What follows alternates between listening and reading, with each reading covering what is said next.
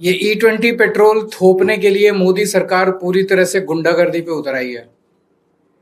अभी कुछ दिन पहले मैंने 29 कंपनियों को चिट्ठी लिखी थी। ये 29 वो कंपनियां हैं जो हमारे देश में मोटरसाइकिल बनाती हैं, स्कूटर बनाती हैं, पेट्रोल पे चलने वाले टू व्हीलर बनाती हैं, पेट्रोल पे चलने वाले फोर व्हीलर बनाती हैं, कार बनाती हैं, एसयूवी बनाती हैं। उनसे चिट्ठी में मैंने पूछा था कि भाई ये बता दो साफ साफ लिख के कि क्या आपके 2023 से पहले जो बने हुए व्हीकल हैं उन व्हीकल्स में E20 पेट्रोल इस्तेमाल किया जा सकता है। अगर आप कहते हो हाँ किया जा सकता है, तो अगर हमारी गाड़ी E20 की वजह से खराब होती है तो उसको रिपेयर करने का हर्जाना आप दोगे। अगर आप कहते हो हाँ किया जा सकता है, तो क्या माइलेज में जो ड्रॉप आती है उसका हर्जाना आप दोगे। ये चिट्ठी मैंने इन 29 कंपनियों को लिखी थी। 29 में से लिखित में तो जवाब किसी भी का भी नहीं आया, लेकिन 9 कंपनियों के अधिकारियों के साथ फोन पे मेरी लंबी बातचीत हुई पर्सनली। उन्होंने कहा सर मोदी सरकार खुलेआम धमकी दे रही है।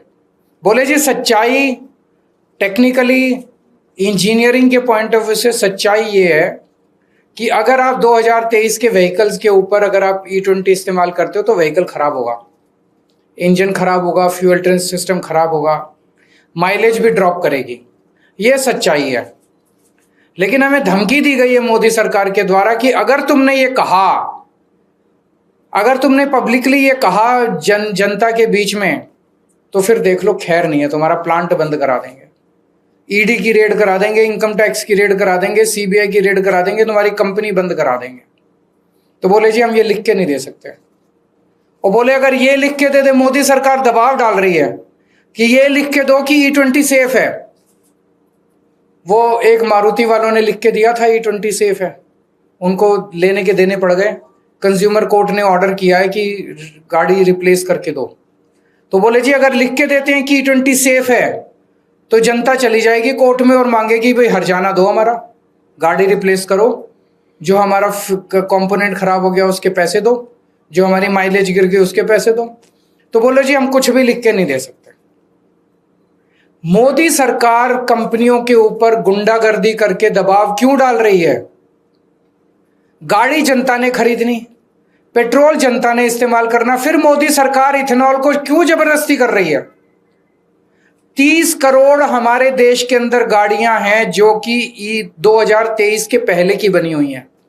22 crore car, 22 crore two wheeler और 8 करोड़ फोर व्हीलर। इन 30 करोड़ गाड़ियों को मोदी जी कंडम बनाने में लगे हुए हैं, पूरी शिद्दत के साथ लगे हुए हैं मोदी जी इन 30 करोड़ गाड़ियों को कंडम बनाने में। क्यों? क्या इंटरेस्ट है मोदी जी का? इथेनॉल पेट्रोल से महंगा है, इथेनॉल की कैलोरीफिक वैल्यू कम है तो माइलेज कम देता है पेट्रोल से। इथेनॉल से कोई फॉरेन एक्सचेंज नहीं बचती, अब तो इतने बड़े बड़े आर्टिकल आ चुके। इथेनॉल से कोई किसानों का फायदा नहीं होता, इतने बड़े बड़े आर्टिकल आ चुके। इथेनॉल जहां बनता है वहां पे कई कई किलोमीटर तक अंडरग्राउंड पानी खराब हो जाता है, प्रदूषण फैलाता है। फिर इथेनॉल में मोदी जी का इतना इंटरेस्ट क्यों है? ये एक सोचने वाली बात है। हमने अनाउंस किया था कि हम national town hall against E20 करेंगे शनिवार को। पुलिस पहुंच गई। मोदी जी ने अभी तो शुरू भी नहीं हुआ टाउन हॉल, उसके पहले ही हार मान ली। पुलिस के जरिए वो रुकवाने की कोशिश कर रहे हैं कि ये टाउन हॉल नहीं होना चाहिए। पहले पुलिस पहुंची कॉन्स्टिट्यूशन क्लब वालों के पास, बोले इनको परमिशन मत दो, इनको अप्रूवल मत दो। बोले जी हमने तो दे दी, पैसे भी जमा हो गए, रसीद भी कट गई, बुकिंग भी हो गई। बोले बुकिंग कैंसिल कर दो। बोले जी कर नहीं सकते। फिर पुलिस हमारे पास आई, सौरभ के पास आई, और पुलिस कहती है परमिशन लो। आज तक इंडोर एक्टिविटी की कभी कोई परमिशन नहीं होती थी इस देश के अंदर।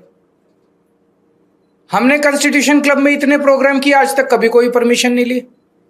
अब कह रहे हैं परमिशन लो। तो मैं प्रधानमंत्री जी से कहना चाहता हूं, बता दो किस किस चीज की परमिशन लेनी है। खाने की भी परमिशन लेनी है, पीने की भी परमिशन लेनी है, नहाने की भी परमिशन लेनी है, सोने की भी परमिशन, किस किस चीज की परमिशन लेनी है? आज तक कभी इंडोर एक्टिविटी की परमिशन, फिर अब किस चीज की परमिशन? तो प्रधानमंत्री जी, ये पुलिस की धमकी मत दो। जनता ने दिखा दिया आपको कि वो आपकी पुलिस से नहीं डरती। आपने डंडे ही तो मारोगे, जेल ही तो भेजोगे, सब करके देख लिया आपने, लेकिन इस देश की जनता नहीं मानती। E20 तो प्रधानमंत्री जी आपको वापस लेना पड़ेगा। शांति से ले लो, नहीं तो जनता करवा लेगी। अगर आपके कोई प्रश्न है तो होगा, बिल्कुल होगा, है, टाउन हॉल है। तो आपने इसमें परमिशन मांगी है? ना, जरूरत ही नहीं है कानून में। हमने कभी कानून दिखा दो, कानून नहीं है उनके पास कोई। टाउन हॉल होगा, बिल्कुल होगा, सब लोग आइए। खूब जबरदस्त रिस्पॉन्स आ रहा है।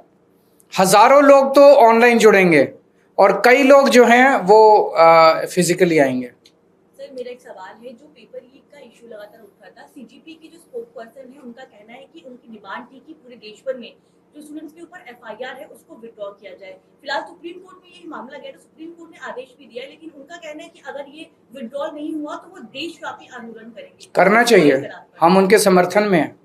सबके सामने, पूरे देश के सामने जॉइंट प्रेस कॉन्फ्रेंस हुई, जिसमें उनके 2 मंत्री बैठे थे, सीजेपी के 2 लोग बैठे थे, जिसमें पूरे देश के सामने कहा गया कि इन बच्चों के खिलाफ जितनी भी एफआईआर हुई है आंदोलन की, वो वापस ली जाएगी।